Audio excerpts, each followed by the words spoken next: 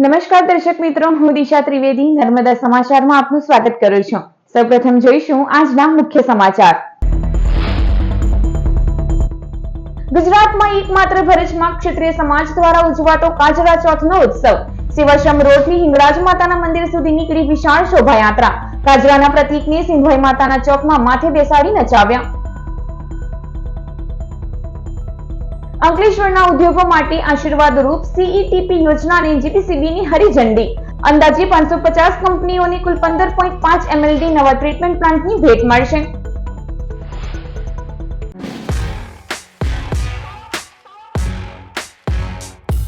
ગુજરાતમાં એકમાત્ર ભરૂચ શહેરમાં ક્ષત્રિય સમાજ દ્વારા વર્ષોથી ઉજવાતા કાજરા ચોથના તહેવારની ગુરુવારે દબદબાભેર ઉજવણી કરાઈ હતી।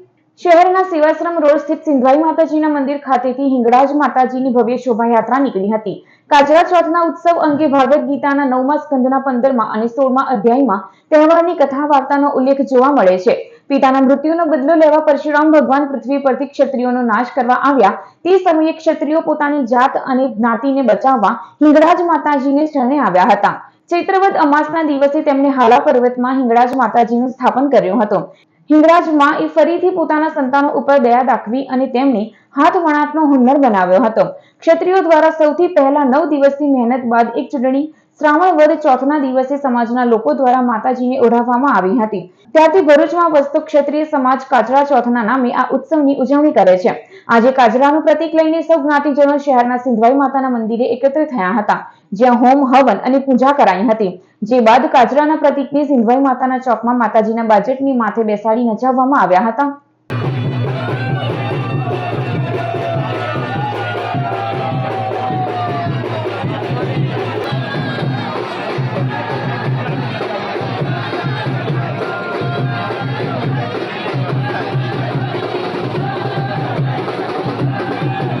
શ્રાવણ બીજ એટલે કે ભરૂચ સમસ્ત ક્ષત્રિય જ્ઞાતિ પંચ તેમનો કાજરા ચોથનો ઉત્સવ। જ્યારે પરશુરામજી 21 વખત ક્ષત્રિયોને ધરતી વિહોણી કરવા નીકળેલા ત્યારે માં હિંગળાજે ક્ષત્રિયોને બચાવ્યા ને એમને રક્ષણ આપ્યું અને એમણે પછી વણાટ કામનું કામ આપ્યું અને ત્યારબાદ અમે જે પહેલી ચુંદડી બનાવી તે માતાજીને અર્પણ કરી ને એનું જ આ પ્રતીક કાજરા રૂપે અમે આ ઉત્સવ ઉજવીએ છીએ। અંકલેશ્વર ઔદ્યોગિક વસાહતને આશીર્વાદરૂપ નવા કોમન એફ્લુએન્ટ પ્લાન્ટની ભેટ મળી છે। ગુજરાત પ્રદૂષણ નિયંત્રણ બોર્ડની જરૂરી પર્યાવરણીય મંજૂરી મળતાની સાથે જ હવે યુદ્ધના ધોરણે પ્લાન્ટને ઉભો કરવા માટેની કામગીરી હાથ ધરવામાં આવી છે। એશિયાના સૌથી મોટા ઉદ્યોગ મંડળ તરીકે જાણીતા અંકલેશ્વરમાં 500 થી વધારે કેમિકલ, ફાર્મા, ડાઇસ ઇન્ટરમીડિયેટ અને એગ્રોનું પ્રોડક્ટનું ઉત્પાદન કરતા ઉદ્યોગો કાર્યરત છે। આ ઉદ્યોગોમાં નાના, મધ્યમ અને મોટા પાયાના ઉદ્યોગો વિકસેલા છે। ઉદ્યોગોમાંથી રાસાયણિક પ્રક્રિયા બાદ નીકળતા પ્રદૂષિત પાણીને પ્રાથમિક ટ્રીટમેન્ટ બાદ એસ્ટેટના એકમાત્ર ઇન્ફ્લુએન્ટ ટ્રીટમેન્ટ પ્લાન્ટમાં આપવામાં આવતું હતું।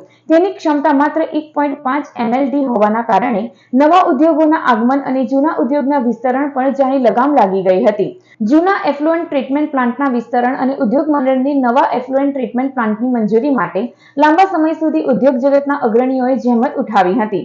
અંતે અંકલેશ્વરની એક 5.5 એમએલડીના ખાનગી પ્લાન્ટ અને 10 એમએલડીના નહીં નફો નહીં નુકસાનના ધોરણ પર ચાલતા અન્ય એક પ્લાન્ટની મંજૂરી મળી છે, જેના કારણે હવે નવા ઉદ્યોગોની ઉત્પાદન પ્રક્રિયા શરૂ કરવાની અને જૂના ઉદ્યોગોના વિસ્તૃતીકરણની પરવાનગી મળી શકશે।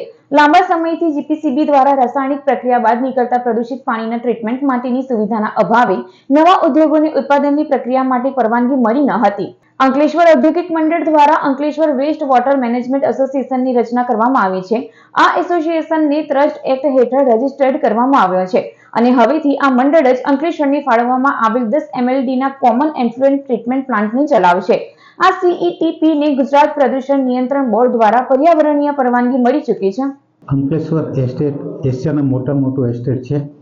અંકલેશ્વર એસ્ટેટમાં નાના ઉદ્યોગો જે કેમિકલ ઝોન અથવા તો રાસાયણિક એ 500 થી 550 ઇન્ડસ્ટ્રીઓ છે। એના માટેનો એક નવો સીઈટીપી અમે અંકલેશ્વર વેસ્ટ મેનેજમેન્ટ એસોસિએશન એ એસપીવી અંકલેશ્વર ઇન્ડસ્ટ્રીયલ એસોસિએશનનું બનાવી રહ્યા છીએ અને આ કામ આગામી મહિનામાં બાંધકામ પૂર્ણ થશે અને ગવર્મેન્ટની જીપીસીબીની એનઓસી અને ઈસી મળી ગયા છે। બાકીની જે કાંઈ પ્રોસેસ છે એ થોડા દિવસોમાં મળતા અમે આ પ્લાન્ટ આગામી દિવસોમાં ચાલુ કરીશું. અંકલેશ્વર વેસ્ટ મેનેજમેન્ટ એસોસિએશનની સ્થાપના અંકલેશ્વર ઇન્ડસ્ટ્રી એસોસિએશન દ્વારા કરવામાં આવેલી છે, જે કંપની નો પ્રોફિટ નો લોસ એટલે કે સેક્શન 8માં કન્વર્ટ કરવામાં આવેલી છે, જેનું નામ પહેલાં અંકલેશ્વર વેસ્ટ મેનેજમેન્ટ લિમિટેડ હતું. એટલે કે અમારો અંકલેશ્વર ઇન્ડસ્ટ્રી એસોસિએશનનો આશય છે કે ઇન્ડસ્ટ્રી માટે પર્યાવરણ સપોર્ટ માટે આ એક સંસ્થાની સ્થાપના કરી અને પર્યાવરણનો ફાયદો થાય અને ઇકોનોમીને પણ ફાયદો થઈને એક્સપોર્ટ વધે એ આશયથી આ ETP બનાવવા જઈ રહ્યા છીએ, જે ઓક્ટોબર 24માં ચાલુ થશે. એટલે કે 2 વર્ષે એનું બાંધકામ પૂર્ણ થશે. અત્યારે મશીનરી અને પાઇપિંગ અને નાના મોટા સિવિલના કામો ચાલુ છે. ભરૂચની doctor Kiran C Patel medical college and research ઇન્સ્ટિટ્યૂટના વિદ્યાર્થીઓએ કલકત્તા રેપ વિથ મર્ડર કેસમાં આરોપીઓને ફાંસીની સજાની માંગ સાથે રેલી કાઢી હતી. કલકત્તામાં ટ્રેની ડોક્ટર સાથે રેપ વિથ મર્ડરની ઘટનાએ નરાધમ આરોપી વિરુદ્ધ સમગ્ર દેશભરમાં આક્રોશનો માહોલ સર્જી દીધો છે, જેના પગલે દેશમાં ઠેર ઠેર વિરોધ પ્રદર્શન યોજાઈ રહ્યા છે.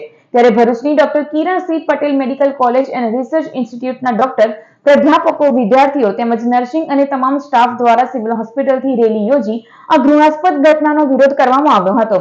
હાથમાં બેનર સાથે વી વોન્ટ જસ્ટિસના સૂત્રોચ્ચાર કરવામાં આવ્યા હતા. આ રેલી સિવિલ હોસ્પિટલથી નીકળી ભરૂચ રેલવે સ્ટેશન થઈ પરત સિવિલ હોસ્પિટલ ખાતે આવી 2 મિનિટનું મૌન પાળી શ્રદ્ધાંજલિ પાઠવવામાં આવી હતી. મેડિકલ કોલેજના ડોક્ટર અને વિદ્યાર્થીઓએ જઘન્ય કૃત્ય કરનાર આરોપીઓને ફાંસીની સજાની તેમજ ડોક્ટરોની સુરક્ષા પૂરી પાડવાની માંગ કરી હતી.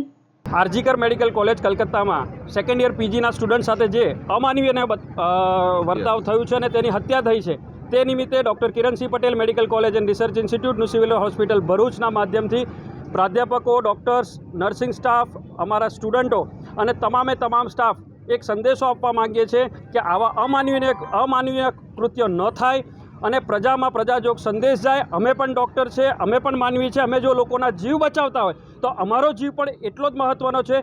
સરકાર અને સરકારના માધ્યમ દ્વારા અને જ્યુડિશિયલના માધ્યમ દ્વારા અમે એક જ માગણી કરીએ છીએ કે સખતમાં સખત કાયદો મળે અને એ કાયદારૂપી પ્રજામાં સંદેશો જાય કે અમે જે કામ કરીએ છીએ એ 24/7 જે અમારી સેવાઓ છે એ સેવાઓને અમે જેવી રીતે ન્યાય આપે છે એવી રીતે અમને વળતો ન્યાય મળે તેવી જ અભ્યર્થના સાથે ભરૂચ એ ડિવિઝન પોલીસ મથક ખાતે સુંદરકાંડ પાઠનું આયોજન કરવામાં આવ્યું હતું. ભરૂચ શહેર એ ડિવિઝન પોલીસ સ્ટેશન ખાતે સુંદરકાંડના પાઠનું આયોજન કરવામાં આવ્યું હતું. એ ડિવિઝન પોલીસ સ્ટેશનના પોલીસ ઇન્સ્પેક્ટર યુવી ગડરિયા દ્વારા આયોજિત સુંદરકાંડ પાઠ અને ભજન કીર્તનનો મોટી સંખ્યામાં ભરૂચવાસીઓએ લાભ લીધો હતો.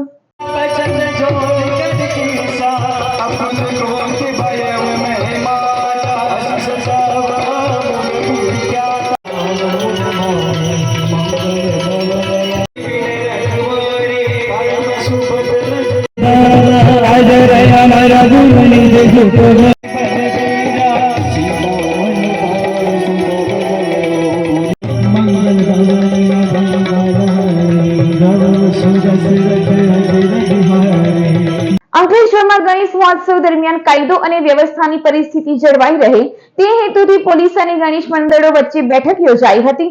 દુંદાળા દેવની આરાધનાના પર્વ ગણેશ મહોત્સવનું કાઉન્ટડાઉન શરૂ થઈ ગયું છે, ત્યારે ગણેશ મહોત્સવ દરમિયાન કાયદો અને વ્યવસ્થાની પરિસ્થિતિ જળવાઈ રહે તે માટે અંકલેશ્વર એ ડિવિઝન પોલીસ મથક ખાતે અગત્યની બેઠકનું આયોજન કરવામાં આવ્યું હતું, જેમાં ગણેશ ઉત્સવ સમિતિના આગેવાનો તેમજ વિવિધ ગણેશ મંડળોના સભ્યો હાજર રહ્યા હતા.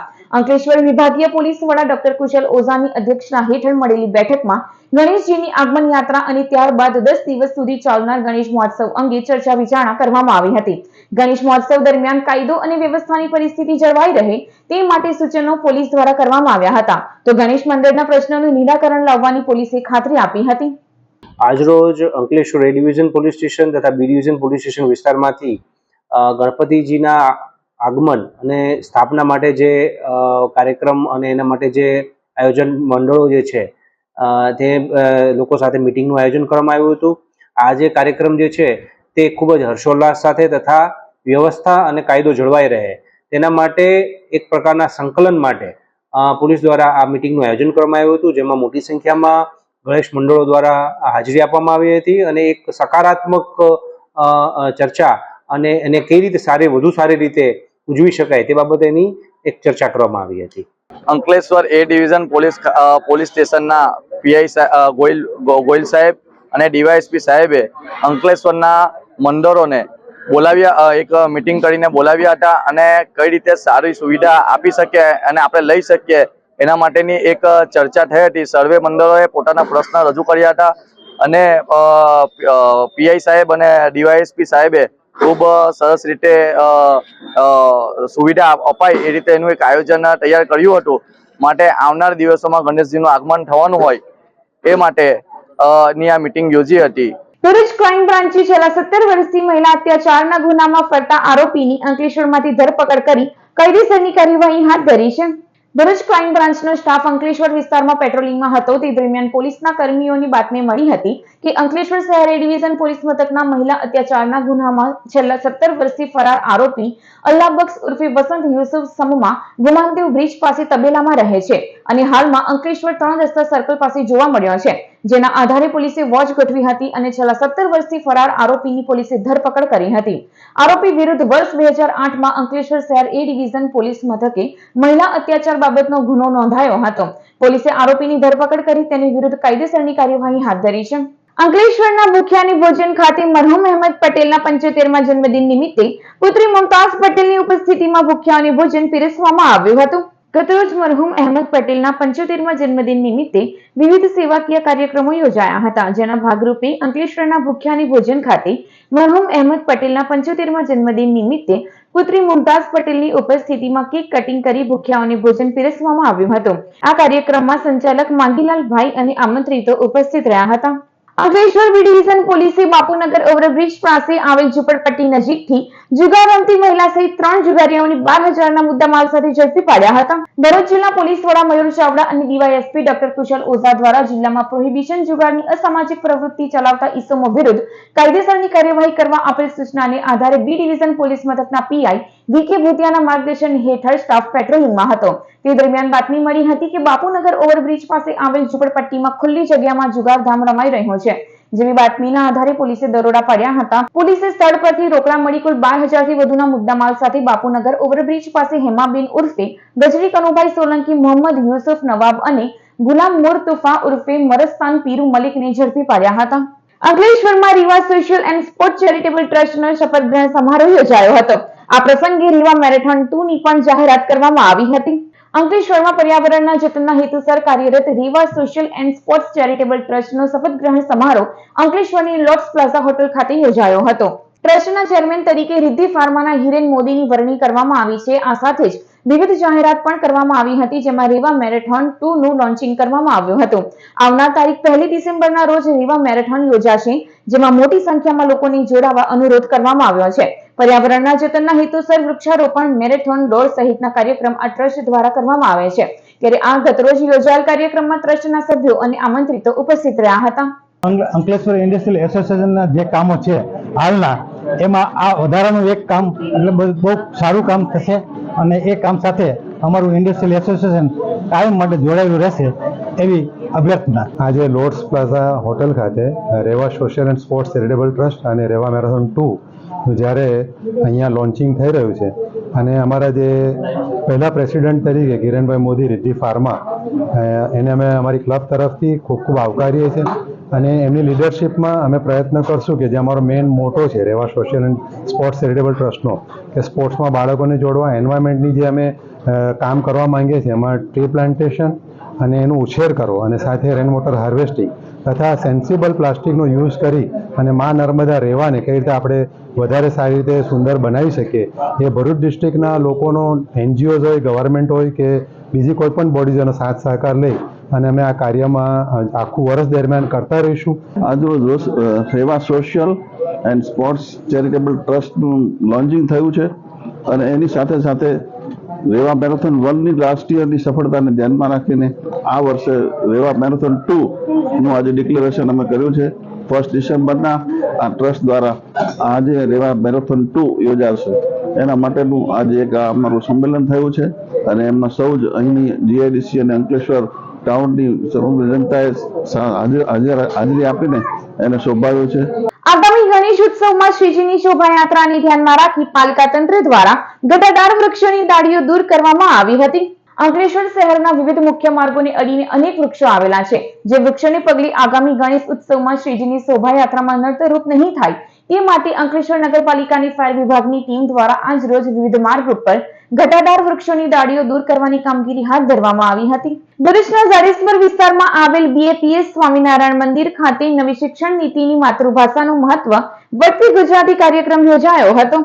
ભરૂચ જિલ્લા પંચાયત, જિલ્લા પ્રાથમિક શિક્ષણ અધિકારીની કચેરી અને જિલ્લા શિક્ષણ અધિકારીની કચેરી તેમજ માતૃભાષા ગૌરવ પ્રતિષ્ઠાનના સંયુક્ત ઉપક્રમે ભરૂચના ઝાડેશ્વર વિસ્તારમાં આવેલ BAPS સ્વામિનારાયણ મંદિર ખાતે નવી શિક્ષણ નીતિમાં માતૃભાષાનું મહત્વ વધતી ગુજરાતી કાર્યક્રમ યોજાયો હતો, જેમાં શ્યામલ મુનશી, આરતી મુનશી અને તુષાર શુક્લ, સૌમીન મુનશી તેમજ લોકગાયક અભિસિંહ રાઠોડ સહિત સાંઈરામ દવે ગુજરાતી અંદાજમાં શિક્ષકોને પીઠ પકડી હસાવ્યા હતા. આ કાર્યક્રમમાં નવી શિક્ષણ નીતિને લઈ માર્ગદર્શન આપવામાં આવ્યું હતું. આ કાર્યક્રમમાં જિલ્લા શિક્ષણ અધિકારી સ્વાતિબા રાઓલ, જિલ્લા પ્રાથમિક શિક્ષણ અધિકારી સચિન શાહ, માતૃભાષા ગૌરવ પ્રતિષ્ઠાનના ડોક્ટર મહેશ ઠાકર તેમજ શિક્ષકો મોટી સંખ્યામાં ઉપસ્થિત રહ્યા હતા. અદાણી ફાઉન્ડેશન પશુપાલકો માટે કામધેનુ સમાન સાબિત થઈ રહ્યો છે. ભરૂચનો દહેજ વિસ્તાર ઔદ્યોગિક હોવાના કારણે ખેતી માટે અનુકૂળ નથી. વળી દરિયા કિનારા નજીક જમીનમાં ક્ષારનું પ્રમાણ વધુ હોવાથી તેમાં ઘાસચારો પણ થતો નથી. તેવામાં ખેડૂતો પશુપાલન કરવાનું ટાળતા રહે છે. જો કે પ્રગતિશીલ પશુપાલક યોગેશભાઈ આહિરે દહેજમાં ડેરી ઉદ્યોગ થકી વર્ષે 20 લાખથી વધુની આવક મેળવે છે. અદાણી ફાઉન્ડેશન અને સરકારની યોજનાઓ દ્વારા પશુ વ્યવસ્થાપન પદ્ધતિઓનો લાભ મળ્યો છે, જેનાથી આ ડેરી વ્યવસાય વધુને વધુ વિકસ્યો છે. 1.5 દાયકા અગાઉ યોગેશભાઈએ 10 ગાય અને 8 ભેંસ સાથે ડેરી વ્યવસાય શરૂ કર્યો હતો. પશુ તરવાઈ જવાનું, દૂધનું પ્રમાણ ઓછું થવાનું, નવજાત બચ્ચાના મરણ, બીમારીઓ જેવી અનેક સમસ્યાઓનું અવારનવાર આવતી હતી.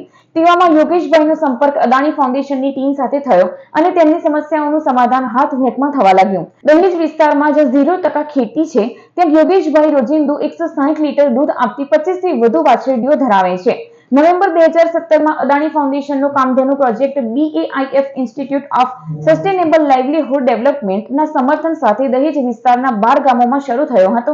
હું દહેજથી યોગેશભાઈ નારાયણભાઈ આહિર બોલું છું. અદાણી ફાઉન્ડેશન તરફથી મારા ઘણા બધા લાભ થયા છે. કૃત્રિમ બીજદાન છે, સાયલેજ છે, પછી કેમ્પના લાભ લીધા છે મેં. એ બાબતે મારે તબેલામાં દૂધનો વધારો બી થયો છે. એ બાબતે હું અદાણી ફાઉન્ડેશન ખૂબ ખૂબ ધન્યવાદ માંગુ છું. ભરૂચ LCB અંકલેશ્વર શહેર એ ડિવિઝન અને ડીડિયાપાડા પોલીસ મથકના પ્રોહિબિશન એક્ટના ગુનામાં સંડોવાયેલ આરોપીને અંકલેશ્વરના નવાગામ બસ સ્ટેન્ડ પાસેથી ઝડપી પાડ્યો હતો. ભરૂચ જિલ્લામાં નાસ્તા ફરતા વોન્ટેડ અને પેરોલ જમ્પના આરોપીઓને ઝડપી પાડવા ભરૂચ LCBના PI MP વાડાના માર્ગદર્શન હેઠળ PSI RK તોરાણી સહિત સ્ટાફ અંકલેશ્વર શહેર વિસ્તારમાં પેટ્રોલિંગમાં હતો. તે દરમિયાન બાતમી મળી હતી કે અંકલેશ્વર શહેર એ ડિવિઝન અને ડેડિયાપાડા પોલીસ મથકના પ્રોહિબિશન એક્ટના ગુનામાં સંડોવાયેલ આરોપી નવાગામ બસ સ્ટેશન પાસે ઉભેલ છે. જેવી બાતમીના આધારે પોલીસે વોચ ગોઠવી નવાગામ કરારવેલ ગામના મંદિર ફળિયામાં રહેતો નીતિશ ઉર્ફે કાલુ વસાવાને ઝડપી પાડી તેને તાલુકા પોલીસ મથકને હવાલે કરી વધુ તપાસ હાથ ધરી છે. ભરૂચની GP કોલેજને વીર નર્મદ દક્ષિણ ગુજરાત યુનિવર્સિટી દ્વારા શ્રેષ્ઠ ESS કોલેજનું સન્માનપત્ર એનાયત કરવામાં આવ્યું છે.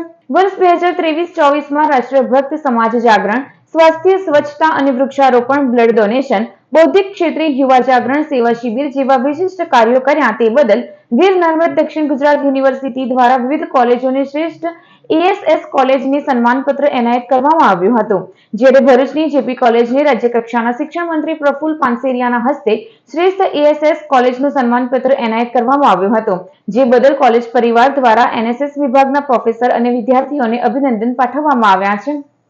શ્રી જૈનપુરી આર્ટ્સ એન્ડ સાયન્સ કોલેજના NSS વિભાગ દ્વારા 2023-24ના વર્ષ દરમિયાન ઉલ્લેખનીય કાર્યોની નોંધ લઈને, જેવા કે વૃક્ષારોપણ, સ્વચ્છતા, બ્લડ ડોનેશન કેમ્પ, જાગૃતિ અભિયાન અને વાર્ષિક સામાજિક સેવા શિબિર વગેરે કાર્યોની નોંધ લઈને VNSGU દ્વારા 2023-24ના વર્ષ દરમિયાન સન્માનપત્ર આપવામાં આવ્યું છે, જે કોલેજ માટે ગૌરવનો વિષય છે.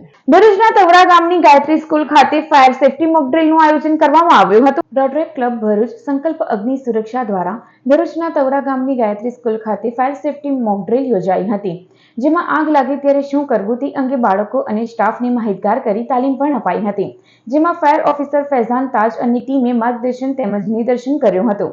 આ ફાયર સેફટી મોક ડ્રીલમાં શાળાના સંચાલક વિપુલ પાઠક, ટ્રસ્ટી હેતુલકુમાર પાઠક, આચાર્ય નરેન્દ્રસિંહ નકુમ, કોમલબેન ગુજ્જર સહિત શાળા પરિવાર ઉપસ્થિત રહ્યો હતો.